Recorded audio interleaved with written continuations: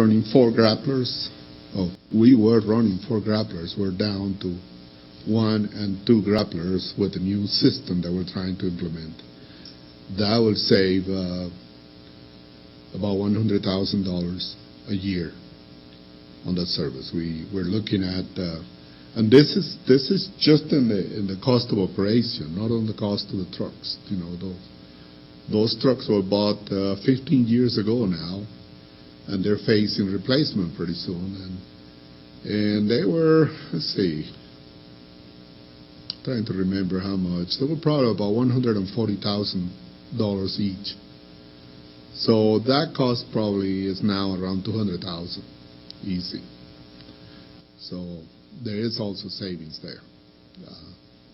What is the how does the cost of our solid waste service compare to other communities, surrounding communities? In the southeast New Mexico, we're the highest. We're renowned the highest service.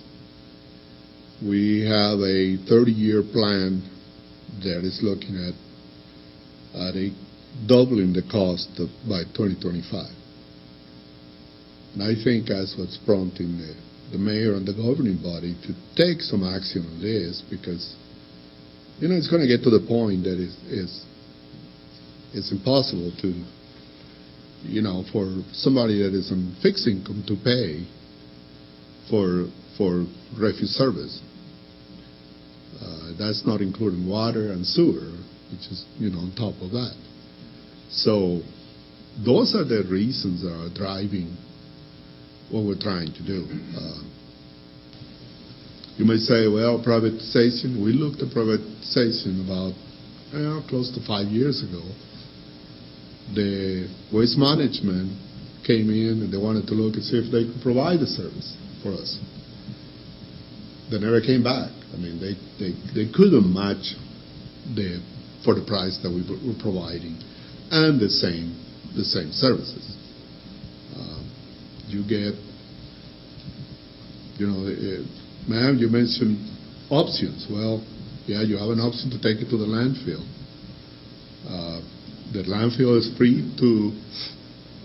But we still have to pay for it's still going to be included in our bill. Yes, because the cost of operation, it costs the city $1 million a year to operate the landfill.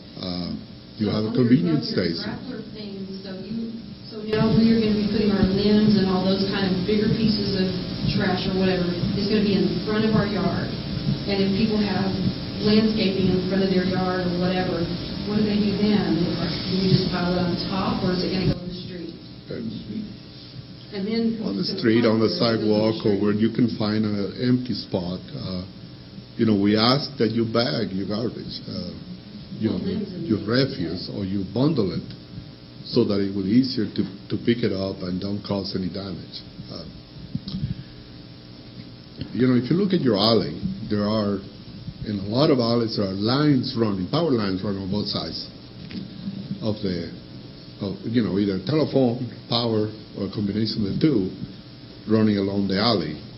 You know, those are things that our drivers have to look for all the time. And you know, if you look at and having these at your houses, when we do the conversions, we will be visiting each house. We will hand out flyers giving instructions on when to start using this, when we're going to pick up the metal container, and if there's any issues.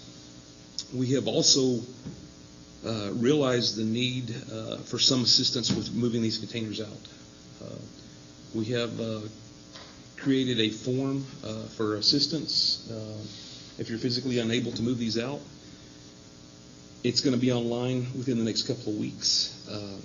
And when you request that service, one of our supervisors, or Ruben, will go out and meet with you at the house to look to see if the location's okay, if it's in a fence, the gates, animals, dogs, and we will decide that. We've also talked about identifying these containers differently for the ones that need assistance. We've talked about changing the lid color.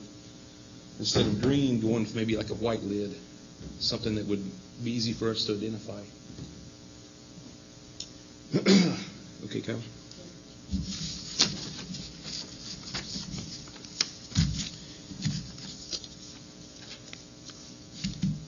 We already talked a little bit about the if someone has disabilities or they're not able to get the container, we will try our best to work with you. We have that form. Like I said, our guys will come out and visit with you, and it will all work out. What's the best way to move one of these containers? Ruben, you want to give an example here? Around the building, since you already pushed it in? It's easier to pull it. Just tilt it back.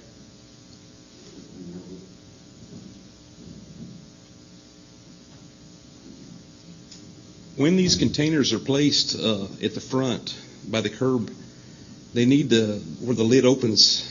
Show them the front, Ruben. That would be the front facing me right there. That's the part that needs to be facing the street. Our trucks have arms that go out and grab them, and then some of our trucks have what's called a tipper, and it grabs that plastic. If you show them there, Ruben, where the tipper would grab? Right here. It would lock in there, and then underneath the handle part in the front, and lift it up. So it's very important if you have a rollout container to make sure they're facing the street just like that. If they're turned sideways and we have a truck go by with a tipper, they will not be able to lift it. They will have to get out and reposition the can, which takes time and causes inefficiency. Wind was another issue that was brought up to us. We had gotten some information from the manufacturer about these containers, and they're wind rated for 40 miles per hour. If it gets over 40 miles per hour, the lid will tip up. Once that lid tips up, it catches the wind, and it's more than likely, or depending on the weight, how much is in there, it could turn over. One thing, if it does turn over, we're asking everybody to make sure that their trash is bagged. If it's loose in the container and it blows over, it's going to make a mess. But if it's bagged, it should be simple to deal with. What happens if your rollout is damaged or stolen? If you realize that your rollout is missing or damaged, everybody can call the 885-0042 number, which will get you to Terra or one of our solid waste staff, and they will initiate a job order or have a supervisor go out and visit with you to determine what the problem is. Is it at the neighbor's house? And the numbers that Ruben were pointing to, each container has a unique set of numbers, so we will know where it should be. At the time of drop off, we put down our identification numbers for the container, and we write down the address of the residence, and that's how we match for the containers. Our coordinator keeps everything in the system, and if we find it, we happen to have a rollout, show up at your home by chance, you can call us and give us this identification number. We'll come over, pick it up, and we know where it belongs. Kind of like our water meter system in the city. Check those. I mean, if somebody did come and take your, you're not going to check the numbers as you go along, right? No, the drivers? Right. No, ma'am. Right. Can I decorate my rollout? That's definitely a no. We don't want no one to decorate the rollouts or draw on them or paint on them or mark them with any kind of identifying other than what the city stamp is or the city numbers. And what happens if my rollout is completely full? We have looked. Some families may have a hard time with a rollout compared to a 3 cubic yard dumpster, which right now a 3 cubic yard dumpster is covering basically 4 households on average, and a yard and a half is covering 2 households. If you find out that one container is not enough, we're currently working on the rates and structures of what it would take to provide you 2 containers to push out. There would be a cost for the second container. We haven't set that in stone yet of what that would be, but it would be significantly less. Okay? Like just for said, we will hold you to it, but what are we talking about roughly on the cost? On the second container, we went and talked to these organizations to address any questions or concerns that they may have, and there's been concerns. The biggest concerns have been, if they have problems moving the rollout out, or wind, or if someone steals their container, what to do. Like Mr. Camero was saying earlier, we have a Facebook page. If anybody's interested, we update all kinds of information on there. Would like to in the future, if our trucks are down and we're behind on a route, I would like to get updates on there that, we're behind in this certain area, and we will get to it. It may be dark when we get there. With that, I guess we will take questions. Yes, ma'am. Can I make a comment? First of all, we would not have known about this meeting if we didn't read the newspaper, because there was nothing on the television. There was no public service there, but nothing on the TV, which more people watch than listen to radio. They just didn't put it on. Okay. Kyle made extra efforts to make sure that the word got out. And well, the newspaper printed an article about 8 lines and failed to put the time of the meeting. About 45 minutes between the two of us, my husband and I, trying to contact the newspaper and let them know that they had right. They should have had the in not editing that article and mention that. Good to have a second meeting so that more people could have some input.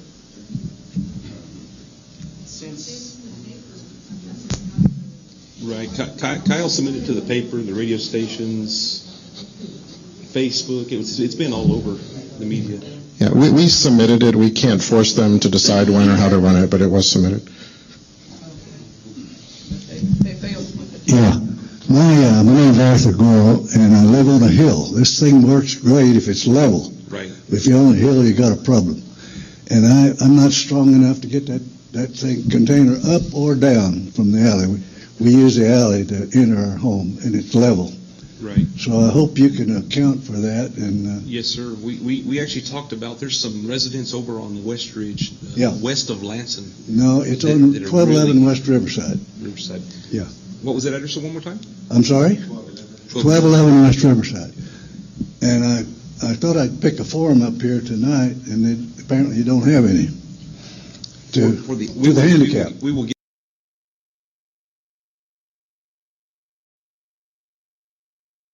There are, in a lot of outlets, there are lines running, power lines running on both sides of either telephone, power, or a combination of the two, running along the alley. Those are things that our drivers have to look for all the time. And if you look at where the dumpster is placed, it's probably placed under a power line.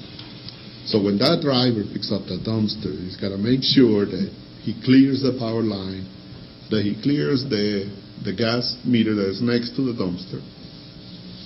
And, what you have there, I tell you, he's done it before. Our supervisors have driven. Ruben drove for how many years, Ruben? 10.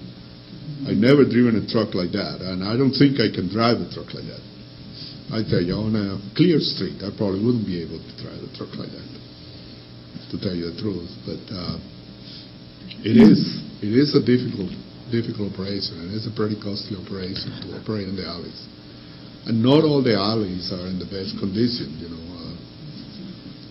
We are proud of the service we provided during the last winter storm, but we had to relocate south of town. We had to relocate dumpsters to places where our trucks could get to, because the alleys were impossible to get to.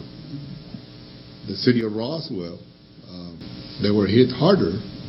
They couldn't provide solid waste service for 2 weeks. Well, that's an uncommon thing, right? The weather, that's an uncommon. On our, Mike, did you want to say something before I ask another question? Reiterate about the graphic service right now. I mean, you look at the blue areas, we've got some pretty prominent neighborhoods, Orchard Lane, Riverside Drive, all the Spring Hollow, the Quill Hollow, all those. I mean, we're picking up in their fronts right now with the graphic service, with whatever they have, the bulky items they have, including limbs and couches to whatever. So it is working right now. It's proven And by all